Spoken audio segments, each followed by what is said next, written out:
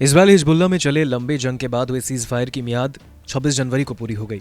समझौते के तहत इजरायल को 60 दिनों के अंदर लेबनानी गांवों से अपनी सेनाएं हटानी थी, लेकिन इजरायल ने कुछ क्षेत्र पर अभी तक अपना कब्जा जमाए रखा है, जहां लेबनान का समझौता गाजा समझौते से कई महीने पहले हो गया था, लेकिन इसको पूरी तरह लागू नहीं किया जा सका। इजरायली सेना का कहना है कि लेबनानी सेना गांवों पर अपने कंट्रोल में देरी कर रही है, इसलिए उसकी सेनाएं वहां हैं, क्योंकि इजरायल को डर है कि यहां पर हिजबुल्लाह कंट्रोल न जमा ले।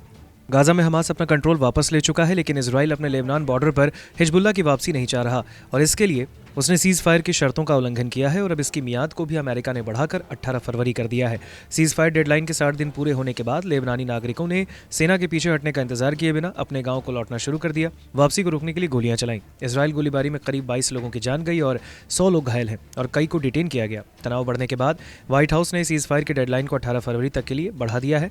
अपने घरों को लौट रहे लेबनानी नागरिक इजरायली टैंक और सेना के सामने ही निहत्थे डट गए और सेना को पीछे करने के लिए आगे बढ़ने लगे। वापस लौट रही नागरिकों की गाड़ियों पर हिजबुल्लाह लेबनान के झंडे लगाए दिखाई दिए। परिणाम स्वरूप लेबनानी नागरिकों और लेबनानी सेना दोनों के शहरों में एंट्री करने के बाद कई गांवों में इजरायली सेना वापस चली गई। फिर भी इजरायली सेना कुछ गांवों में अब तक मौजूद है। व्हाइट हाउस की प्रेस रिलीज में कहा गया, लेबनान और इजरायल के बीच व्यवस्था जिसकी निगरानी संयुक्त राज्य अमेरिका द्वारा की जा रही है 18 फरवरी 2025 तक प्रभावी रहेगी। इसके अलावा वाशिंगटन ने ऐलान किया है कि लेबनान सरकार अमेरिका की मध्यस्थता में इजरायल के साथ बातचीत शुरू करेगी। बातचीत का यह दौर 7 अक्टूबर 2023 के बाद इजरायल की ओर से हिरासत में लिए गए लेबनानी नागरिकों की रिहाई से संबंधित होगा।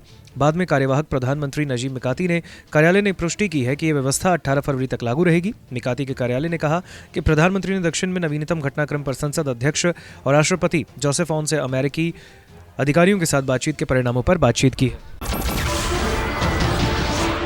नमस्कार, मैं हूं मानक गुप्ता। अगर आपको हमारा ये वीडियो पसंद आया हो तो इसे लाइक और शेयर जरूर करें और हाँ, हमें सब्सक्राइब और फॉलो करना ना भूलें ताकि आप देश और दुनिया की कोई खबर मिस ना करें। तो जुड़े रहिए हमारे साथ और देखते रहिए न्यूज़ 24।